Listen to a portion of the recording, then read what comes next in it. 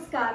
ज्योती दांडगे रेसिपीजमध्ये सगळ्यांचं खूप खूप मनापासून स्वागत. आणि आज आपण कैरीची कढी बनवूया. चटकदार कैरीची कढी. आता आहे कैरीचा सीझन आणि कैरीचं सीझन असल्यामुळे काय वाटते की बाजारामध्ये कैऱ्या मिळतातच आणि कैरी बघितल्यानंतर आपल्याला आणावीशी वाटतेच आणि आणल्यानंतर त्याच्या वेगवेगळ्या रेसिपी झाल्याच पाहिजे नाही का. त्याच्यामुळे कैरीची चटणी, कैरीची कढी, कैरीचा साखर आंबा, कैरीचं लोणचं हे सगळे वेगवेगळे प्रकार चा आपण आस्वाद घ्यायलाच पाहिजे. तर आज आपण कैरीची कढी बनवूया. काही जास्त साहित्य लागत नाही त्याला, खूप कमी साहित्य आणि करायला एकदम सोपी आणि चवीला खूपच रुचकर. चला तर मग हे बघा, कैरीच्या कढीसाठी आपल्याला काय काय साहित्य लागतं ते बघू. आपण एक मोठी कैरी स्वच्छ धुतली, तिची सालं काढली आणि तिला खिसून घेतलं. मीठ, हळद, मेथ्या, जिरं, मोहरी, कोथिंबीर, लसूण आणि हिरवी मिरची 2 आणि गूळ एवढं संपूर्ण आणि 2 चमचे बेसन लागेल आपल्याला. एवढं संपूर्ण साहित्य कैरीच्या कढीसाठी लागेल. बघा, आपण छान तेल गरम केलं 2 चमचे. आता आपण आधी टाकू मोहरी. मोहरी छान तडतडली. आता जिरं आणि थोडी शोप. शोप हे सिक्रेट आहे आपल्या कढीचं. आणि 3-4 मेथ्या. मेथ्या म्हणजे अशा अर्धा चमचा टाका तरी, कमी नाही जास्त. आणि थोडी हळद. आणि आता हा कैरीचा पीठ.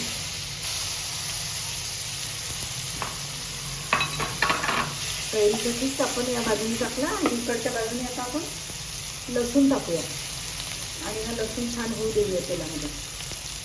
लसूण आधीच टाकायचा होता पण मला आठवण नाही राहिली, त्याच्यामुळे मी आता नंतर टाकला. आता कैरीचा पीठ इकडे होऊ देऊया आपण आणि हा लसूण इकडे होऊ देऊया. लसूण छान लाल रंगावर होऊ द्यायचा आहे.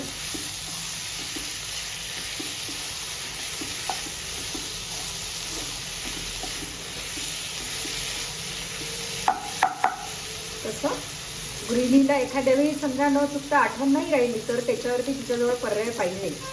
त्याच्यामुळे तुम्ही बघून घ्या, जर चुकून आठवण नाही राहिली लसूण टाकायची तर नंतर असा एका साईडला टाकून तो आपण लाल रंगावर होऊ देऊ शकतो आणि आपली भाजी पूर्णपणे किंवा कढी किंवा कुठलीही रेसिपी म्हणा ती छानपणे करू शकतो. बघा कसा लाल रंग आला नाही लसणाला, छान झाला एका बाजूने. पण आणखी थोडा लाल होऊ देते मी. इकडे कैरीला पण हात देते थोडा लाल होऊ देऊया. आणखी लसूण झाला छान लाल म्हणजे आपल्या कैरीला स्वाद एकदम छान आला कैरीच्या कढीला. आता झाला पूर्ण. आता मी मिक्स करून घेते.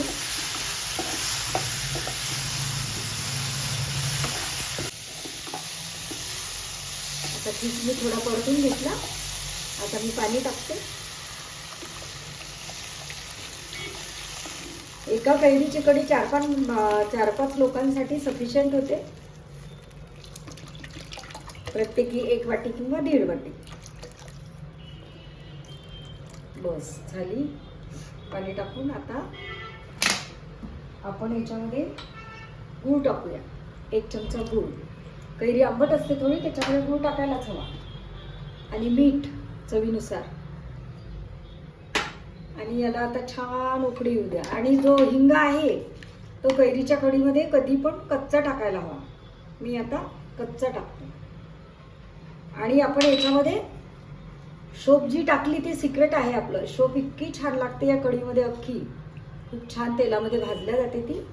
आता याला कोथिंबीर टाकते थोडी. उकळू द्यायची आपल्याला कोथिंबीरीसोबत. आपण संपूर्ण साहित्य टाकलेलं आहे. आता उकळी आल्यानंतर आपण हे 2 चमचे बेसन पीठ भिजवलेलं आहे पाण्यामध्ये, गुठळी न होऊ देता. आणि ते उकळी नंतर याच्यामध्ये आपण टाकूया. बघा छान उकळी आली. आता आपण याच्यामध्ये बेसनाचा गूळ टाकूया आणि मिक्स करून घेऊया म्हणजे आपल्या कढीला घट्टपणा येईल छान.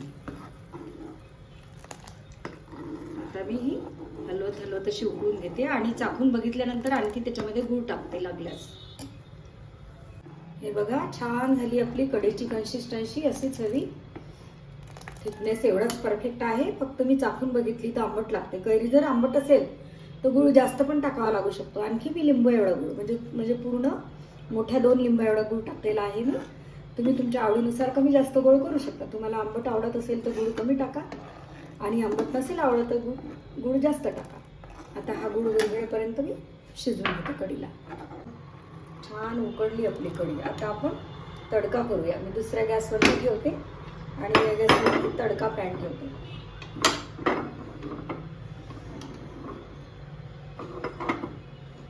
आणि थोडं तेल टाकते त्याच्यामध्ये आणि तेल गरम होऊ देते आणि हिरवी मिरची तडका करून घेऊया आपण. आपण कैरीच्या कढीमध्ये तिखट अजिबात टाकलेलं नाही आहे. हे बघा,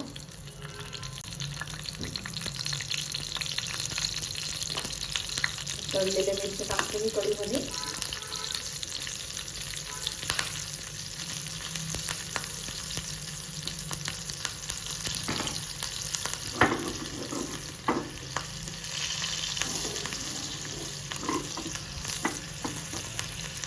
छान तळतळल्या मिरच्या. कढी ठेवू उकडायला आणि त्याच्यामध्ये हा मिरच्यांचा तडका टाकूया. बघा कसं कुरकुरीत फोडणी बसली कैरीला. आणि ह्या तळलेल्या ज्या मिरच्या आहेत ह्या चवीला खूप छान लागतात कैरीमध्ये. आणि छोट्या मुलांना दिल्यास तुम्ही काढून पण ठेवू शकता, म्हणजे जास्त तिखट पण होत नाही कैरीची कढी. शिजली आपली पूर्ण कढी तयार झाली. आता आपण गॅस बंद करूया आणि याला सर्विंग प्लेटमध्ये काढूया. सर्विंग बाउलमध्ये काढते मी कढी.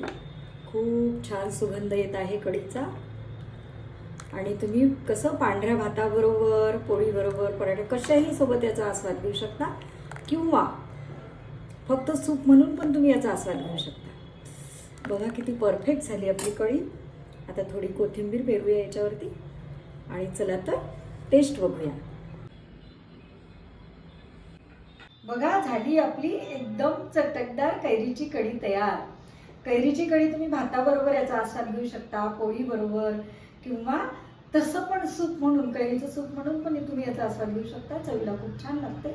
चला तर मग माझी रेसिपी करून बघा आणि मला कॉमेंटद्वारे सांगा तुमची कढी कशी झाली ते. माझ्या चॅनलला लाईक करा, जास्तीत जास्त ग्रुपवरती शेअर करा आणि नवीन असाल तर आवर्जून सबस्क्राईब करा. धन्यवाद.